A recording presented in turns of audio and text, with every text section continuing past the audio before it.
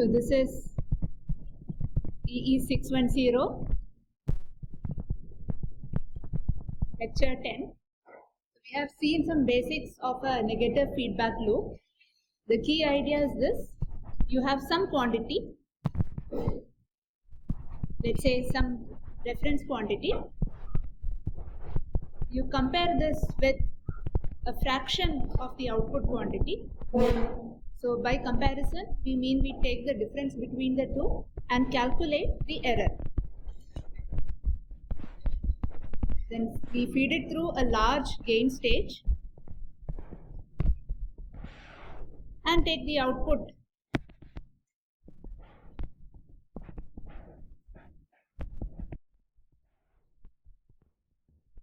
at this point. What is the complete expression for Qout? This is of course something into Qref. What is this something? AF by 1 plus AF. Is this correct? Into 1 by F. Right? And when AF or the loop gain tends to infinity, your Qout simply becomes equal to 1 by F times Qref. So your F determines what is the closed loop gain you get from Qref to Qout. So F is determined by the closed loop gain required, which means you can now make A tend to infinity to achieve this. So we focus on getting a very large gain in this part and getting a stable F in the feedback part. So if we do both of this, we can get a very stable gain from Qref to Qout. Okay? And we said that this whole contraption here can be designed separately and sold. And what do we call that circuit? So you take the difference between two quantities. Again, this is an op-amp circuit. This operates on voltage quantities. So you take the difference between V1 and V2. The output Vout is A times V1 minus V2. And if this is an ideal op-amp, what is the typical value for A? A is infinite. What is the input impedance? That is infinite. What is the output impedance? This tends to 0. Right? And if A is infinite and we put this circuit in negative feedback, then we have a virtual short between V1 and V2. That is, V1 is equal to V2. This is true when you put the op-amp in negative feedback. Okay. So now with this basic, we were trying to go and bias our transistor. We wanted to bias this transistor with some constant IRF. Right? And we decided we'll get a little fancy. We'll sense at the drain node, and then you will vary VGS by varying the source node. So now we wanted to set up how this whole thing can be done. So we start out with a basic logical reasoning. Now if I want to sense at the drain node, then where should I connect the IRF current source? So I connect IRF current source at the drain.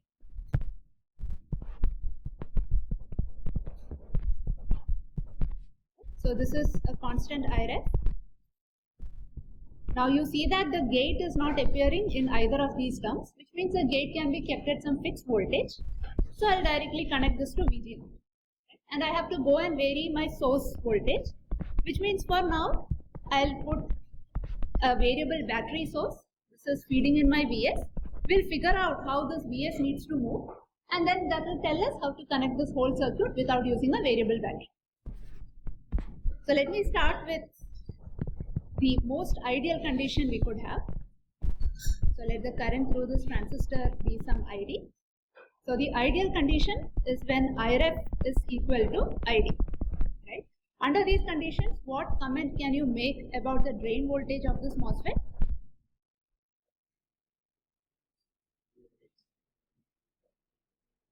It remains constant, right? So I'll simply say that my VD is going to be equal to some VD naught. Right? So this is my observation. And what is the action I need to do? Nothing, right? No action is required. Now things get interesting. Let's say my ID was greater than IREF, right? If ID is greater than IREF, it means that the current that is being pulled out of the drain node is more than the current that is getting pushed into the node. What happens to your VD? VD is going to decrease, right? So now my VD is going to decrease. In other words, what comment can you make about VD minus VD naught? VD minus VD naught is going to be lesser than 0. Right? And what is the action I need to do? My ID is larger, which means I need to increase my VGS. And we are varying only the source voltage. So how do I increase the VGS? By decreasing the source voltage. Okay? So now I observe this condition. I go and tweak this battery such that the source voltage is reduced. And then the ID will increase. So, okay, what happens if I decrease the VS voltage? VGS is increasing. If VGS increases, what happens to ID? Increases, right? So what should I do here? I have to reduce the VGS, which means I have to increase the VS. Right? I increase the VS, VGS reduces, ID reduces. Okay. Now what is case 3? My ID is lesser than IREF, which means the current getting pushed into the drain node is more than the current that is leaving the node. What happens to VD? VD is going to increase, which means VD minus VD naught is greater than 0. ID is small, which means I need to increase the ID. What should I do to VGS? VGS has to be increased. What should I do to VS? VS has to be decreased. Right? So now it looks like VS. So I'm simply looking at these two conditions. Right? When VD minus VD naught is lesser than 0, I have to increase VS. Right? And if VD minus VD naught is greater than 0, I have to decrease VS. So it looks like my VS is proportional to VD naught minus VD. Okay? Or in other words, I could simply say my VS has to be equal to some A times VD naught minus VD. Right? So that should give you the clue as to how I could connect this using an op-amp. Do you think I can make a direct connection here like we did for drain feedback and the source feedback?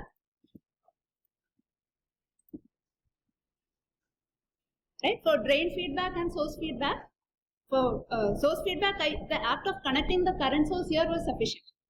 For drain feedback, I could make the connection from here to the gate directly. Is that possible here? Can I make a direct connection? Okay. Why is it not possible?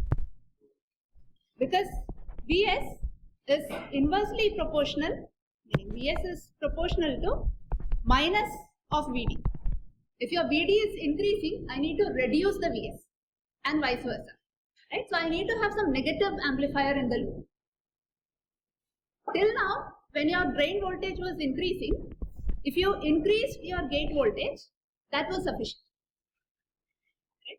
Which is why we could have made a connection directly like this in the drain feedback case. And for source feedback case, if your Vs voltage was increasing, the required action was also to increase the Vs. Right now, our drain voltage is reducing, but the required action is to go and increase the Vs. So if I directly make a connection like this, that will not work. Okay. So that is why we now have an equation like this. So if I give you an amplifier, an op-amp, how would you make this connection? So I don't want to put a battery here. Let's say I give you an op-amp. How would you make this connection? So you need to compare VD naught minus VD. Right? That is the difference voltage that you are interested in.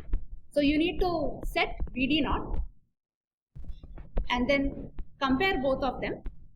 You find out what is VD naught minus VD and then you feed that to the source voltage.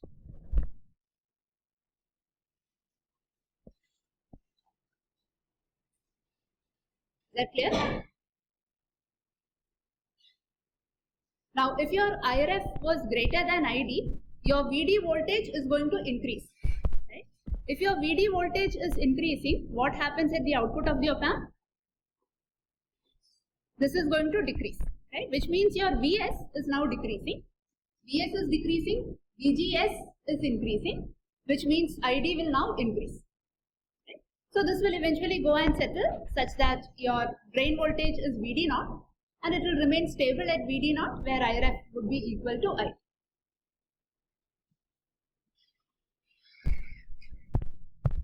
Okay. So if this is VG0, can you comment about the voltage at the output of the op-amp?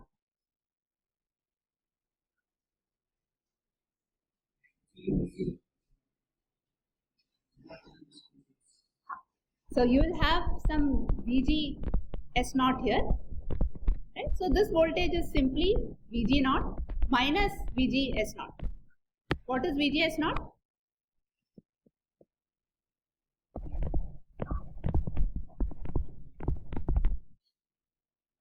So again, so all that I am asking is, what is the gate to source potential for this transistor? So if everything has stabilized, the current through the MOSFET will be IRef. So you know that the sufficient VGS has been applied such that the MOSFET is having a current of IRef. Then you can back calculate and find out what this VGS0 is. This will be equal to VTH plus square root of 2ID by mu n COX WY. Okay. So this is all well and good. We have figured out a biasing mechanism. Now, as you can imagine, this isn't usually our first choice when we want to bias a transistor with a constant current, simply because this requires more components. But it is still useful to know how these biasings are done. So you want a bias circuit like this, right? But our aim doesn't end with just biasing a transistor. We then want to get a gain out of it. And the amplifier architecture that we know now is simply a common source amplifier. So let me sketch its incremental circuit quickly. We have some Vin, comes with its source resistance.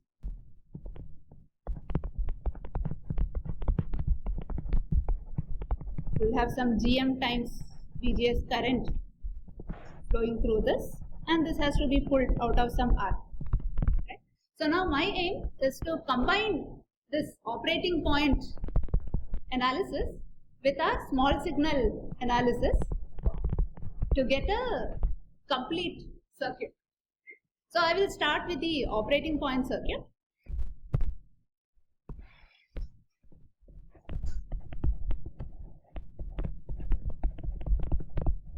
We have some IRef.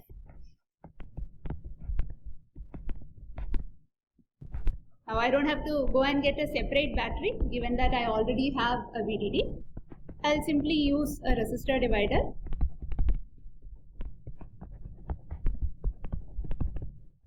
To generate the required VG now.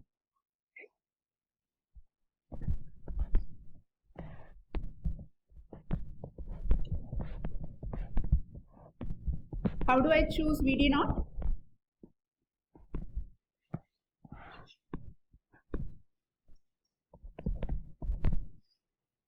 It has to be sufficiently large to keep this MOSFET in what region? In saturation region. Right? So you can generate this VD naught also using a resistor divider from VDD. Okay. Now let us start connecting our incremental sources. So through a large capacitor,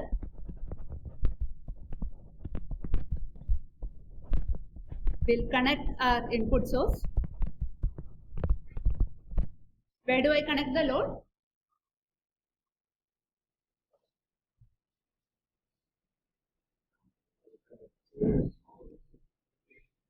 I connect it to the drain, right? At this point.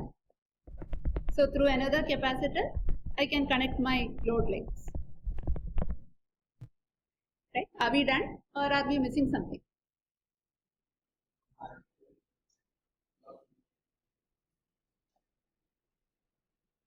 What do you think will happen to the op-amp in the incremental circuit? Op-amp is still an op-amp, right? Incrementally also it is trying to be an op-amp with infinite gain, right? Then what happens? In the incremental circuit also, it will try to make sure that these two potentials are the same, right? Which means what would be incrementally this node at? It will be at 0, right? Which means there is no gain. There is no use of connecting an RL there, right? Now all of this is happening because even in the incremental circuit, our op-amp is completely in negative feedback, right? Now we don't want this op-amp to do anything in the incremental picture. We just want that guy to chill and hang around, right? So what can we do? We somehow have to break the negative feedback, right? So to break the negative feedback, I would pick the output node here, the output of the op-amp, because even if I simply make a cut here, right, it's possible that some potential can get coupled there and the output of the op-amp might be some voltage, right? We don't want to risk it. So which means now I need to add some component here that will be a short in the operating point calculations, and it will be open in the incremental calculations. So what can I add? So I could add an inductor, right? And I make sure this inductor is large enough such that in the incremental picture, omega n times L is very, very large to allow this to be an open circuit. So I put some large inductor here. Are we done? So, okay, I have a large inductor now. So this is completely open in the incremental circuit. What comments can you make about the source of the MOSFET? Sorry? You want to connect the inductor here, sir? So even if you connect it, it looks like the circuit is open, right? The circuit being open would mean that it is, so the circuit is open, which means it is not a negative feedback, but one small problem is the op-amp's output is still trying to drive this node, right? Now, this potential is now floating. We don't know what it is, right? Based on whatever is there at that potential, the op-amp is still trying to affect the source node, which is not great. We don't want the op-amp's action to be present in the incremental picture. So a safer thing to do is to simply make sure the op-amp's output is not connected to us.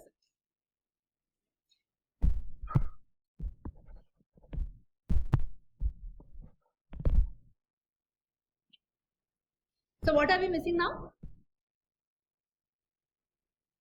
Let me quickly sketch the incremental circuit for this. You have Vn, Rs. What happens to Ra and Rb? This becomes Ra parallel Rb.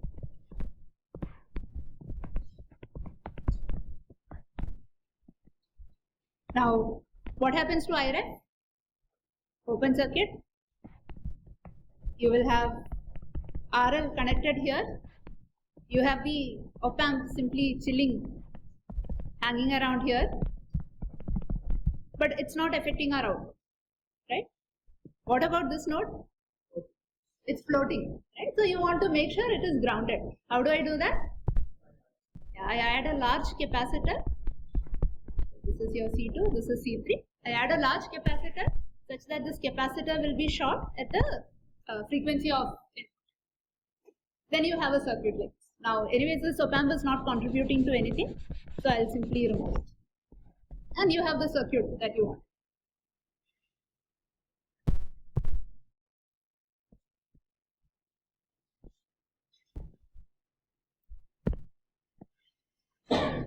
So now one more configuration is remaining for current biasing. What is that? What were the 4 possible combinations? You could sense the current either at drain or at source, and then you could vary the VGS at the gate or at the source. Okay. So we have done vary at the drain and sense at drain, vary at gate we did. What was that topology called as? Drain feedback biasing, right?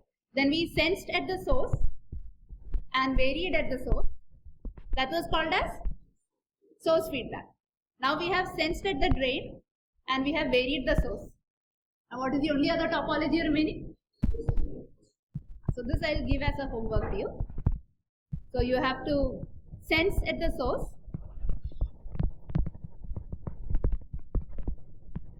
and vary VGS by varying gate.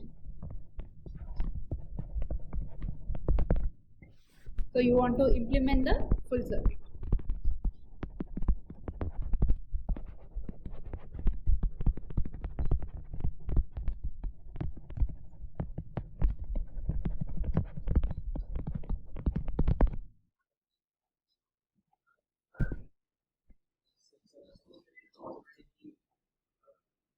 So if you sense at the source, right, there is some correction automatically happening at the source, right? On top of it, let's say you also want to vary the gate.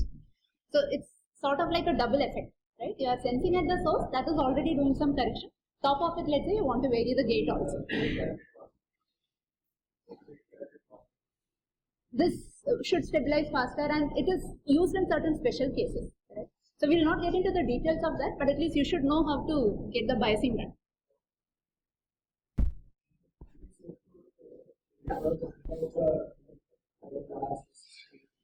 So if you want to, again, if you don't want to use the inductor, what is the substitute actor we have? You can put an Rx, just that this Rx needs to be very large. Now if you do all of this calculation, assuming the A to be actually infinite, you will see that having an inductor, having an Rx, etc. will not work. If Ax is infinite, however large your Rx or inductor is, it is still going to be in negative feedback. But the idea is you will get the conditions on how large your Rx should be with respect to A and other components in the circuit. And typically, even when we say A is very large, it's just a large number, it's not infinite. Right? So that way you will be able to figure out what should be your Rx such that even with a very large A, you don't have this op-amp in negative feedback.